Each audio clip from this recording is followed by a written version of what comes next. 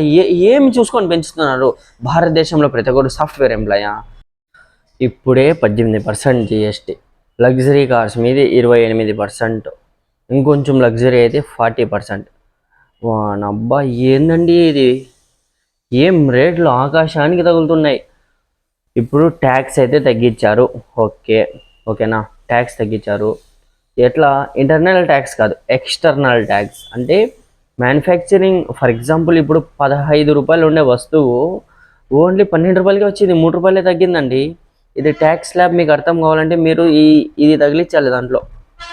మన భారతదేశం చాలా మందికి ఇది లేదని మన గవర్నమెంట్ మనతో ఆడుకుంటుందండి. మన ప్రజలకి, అమాయక ప్రజలకి అర్థం కావడం లేదు. చాలా బాధేస్తుందండి ప్రజలతో ఇట్లా ఆడుకుంటా అంటే. ఒక్కో రూపాయి కూడబెట్టి ప్రజలు ఏదో ఖరీదైన వస్తువు కొంటారు. మన గవర్నమెంట్ ఏముంది, దానికి ఇలా ఎగరేస్తుంది. ఇప్పుడు మెయిన్ టాపిక్ ఏం తెలుసా? పెట్రోల్ కానివ్వండి, డీజిల్ కానివ్వండి. మన గవర్నమెంట్ ఏం చేస్తుంది తెలుసా? ఎథనాల్ కలుపుతూ ఉంది. ఎథనాల్ ఏం చేస్తుంది తెలుసా? మన వాహనానికి స్లో పాయిజన్ లాంటిదండి. నా ఒపీనియన్లో అయితే ఎథనాల్ అనేది మన ఇంజన్కి స్లో పాయిజన్. కొంచెం మెల్లమెల్లగా ముందైతే 10% ఎథనాల్ కలిపేవాళ్ళు, ఇప్పుడు 30% ఖచ్చితంగా కలుపుతున్నారండి. పెట్రోల్ డీజిల్ రేట్లు ఏమైనా తగ్గిస్తున్నారా? అట్లా కూడా తగ్గివ్వరు. Tax తగ్గించారని ethanol పెంచుతున్నారా? ఇలాగానండి మీరు చేసే పనులు. పెట్రోల్ డీజిల్ మన భారతదేశానికి ఎంత తక్కువలో వస్తాయి తెలుసా? పెట్రోల్ డీజిల్ అర్థమే కావడం లేదు. మన భారతదేశంలో ఏం చేస్తున్నారు? నేతలోకి ఏం చేస్తున్నారండి మన నేతలు? గుడ్డిగా మీరు ఒక్క విషయం అయితే ఎప్పుడు ఎవరిని రాజకీయ నాయకులని నమ్మద్దండి అండి, నా యొక్క ఒపీనియన్. ఎందుకంటే చూడండి, మీ యొక్క అవసరం ఉన్నంత వరకే రాజకీయ నాయకులు మీతో వెనుకుంటారు. ఆ అవసరం తీరిన వెంటనే వాళ్ళు డబ్బులు ఇచ్చి మీ ఓటుని కొనిండదని తిరిగి మమ్మల్ని బెదిరిస్తారు. అలాంటి సిచ్యువేషన్ మనం రానియకూడదు. నేపాల్ యొక్క సిచ్యువేషన్ మనం రానియకూడదండి. కరప్షన్ అనేది మన భారతదేశంలో ఉంది, లేదని అయితే చెప్పడం లేదు. చాలా వరకు అనేది తగ్గివ్వాలి, ఇంకా తగ్గియాలి. మన భారతదేశం సేఫ్ కంట్రీ చేయాలి మనము. నాకైతే ఒక విషయం అయితే చాలా బాధ వేసింది. ట్యాక్స్ తగ్గించి ప్రజలకి తెలియకుండా ఎథనాల్ కలిపేస్తే పెట్రోల్ డీజిల్లో మన వాహనాలు ఏమైపోవాలి? స్లో పాయిజన్ వల్ల ఇంజన్స్ అనేవి డ్యామేజ్ అవుతాయండి. ఇంజన్స్ డ్యామేజ్ అయితే ఎవరు దానికి రెస్పాన్సిబుల్? మనకేమన్నా తెలుస్తుందా? మనకేమన్నా కనిపిస్తుందా అది ఎథనాల్ కలుపుతున్నది? ప్రజలు దీనికంటూ రియాక్ట్ అవ్వాలి.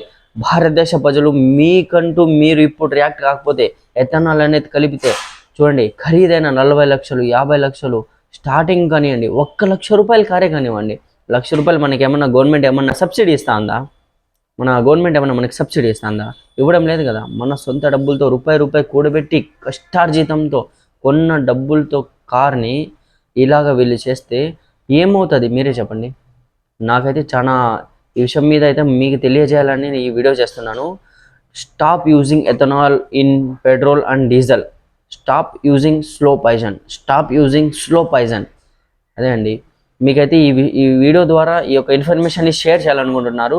ఎవరెవరి దగ్గర 2 వీలర్స్ కానీ, 4 వీలర్స్ కానీ, 6 వీలర్స్ కానీ, ఇంకా ఏవైనా గూడ్స్ వెహికల్స్ ఏవైనా కూడా సరే, కార్స్ వాళ్ళు ప్రతి ఒక్కరు రోడ్డు ఎక్కాల్సిందే, ధర్నా చేయాల్సిందే. లేకంటే ఈ గవర్నమెంట్ తగ్గే ప్రసక్తే లేదు. ఒక్కటి తగ్గిస్తున్నారు, 4 ఎక్కిస్తున్నారండి. నాకైతే చాలా బాధగా ఉంది. ఒకటి తగ్గిస్తున్నారు, 4 ఎక్కిస్తున్నారండి. ఇలాగా మీరు మీ వెహికల్స్కి స్లో పాయిజన్ అనేది ఇస్తున్నారు. జాగ్రత్త, తస్మాత్ జాగ్రత్త. ఎందుకంటే చాలా బాధాకరమైన విషయం ఇది. మనము 1 కోటి రూపాయల కారు కొని ఇంజన్ గాన చెడిపోతే ఎవరండి రెస్పాన్సిబుల్ దీనికి? మన గవర్నమెంట్ ఏం చేస్తుంది? అసలుకి ఏం చేయాలనుకుంటుంది? మన ప్రజలకి డైవర్షన్ అనేది మారుస్తుందండి గవర్నమెంట్. మీకు అర్థం కావడం లేదు గవర్నమెంట్ ఏం చేస్తుంది. ఒకసారి మీరు జాగ్రత్తగా ఏదైనా ఒక విషయం మీద పరిశీలించండి, ఏం చేస్తున్నారు ఏమని.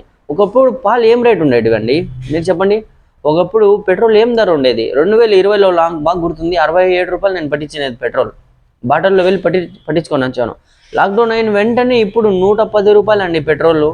డీజిల్ 100 రూపాయలకు పైగా ఉంది, 102 రూపాయలు అట్లా ఉంది. ఈ యొక్క అదొక హిందీ సామెత ఉంది కదా, బడితీ హుయి మహంగాయి అంటే రేట్లు అనేది పెరుగుతూనే ఉన్నాయి. ఏమి చూసుకొని పెంచుతున్నారు? భారతదేశంలో ప్రతి ఒక్కరు సాఫ్ట్వేర్ ఎంప్లాయా? భారతదేశంలో ఏమైనా ప్రతి ఒక్కరు బిజినెస్ మ్యాన్? ప్రతి ఒక్కరు ఏమైనా ఆంటర్‌ప్రెన్యూరా?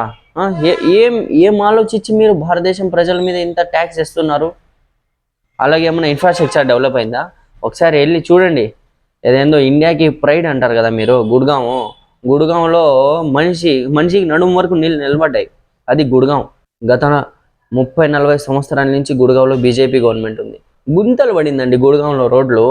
సో దాన్ని ఇండియాకి ప్రైడ్గా అంటారు గుడ్గాంలో ఎన్ని సెక్టర్స్ ఉన్నాయి తెలుసా? ABCDEFG, ఏలో మళ్ళీ 1 2 3 4 5, 1లో మళ్ళీ ABCDE. గుడ్గాం అంటే ఏం మీరు తమాషా అనుకున్నారా? అది మన ఇండియాకి బ్రైడ్, ఇండియాకి ఫ్యూచర్ అండి. ఇప్పుడు కన్నా మనం రెస్పాండ్ కాకంటే చాలా వరకు మీరు నష్టం పడాల్సి వస్తుంది. నా యొక్క ఒపీనియన్ అయితే ఇదే. ఖచ్చితంగా మీరు ఎంత వీలైతే అంత త్వరగా ఈ ఎథనాల్ కలపడాన్ని ఆపుతారని మీరంటూ రోడ్ల మీద దిగి గవర్నమెంట్ని ఖచ్చితంగా మెలుకోల్పాలని నా అయితే మనస్ఫూర్తిగా కోరుతున్నాను. ప్రతి ఒక్కరి ఇంట్లో 2 వీలర్ ఉంటుంది, మినిమం 2 వీలర్ ఉంటుంది. అలాంటి ప్రతి ఒక్కరి ఇంట్లో మనం మన బండ్లకి స్లో పాయిజన్ ఇస్తే ఎంతవరకు కరెక్టు చెప్పండి.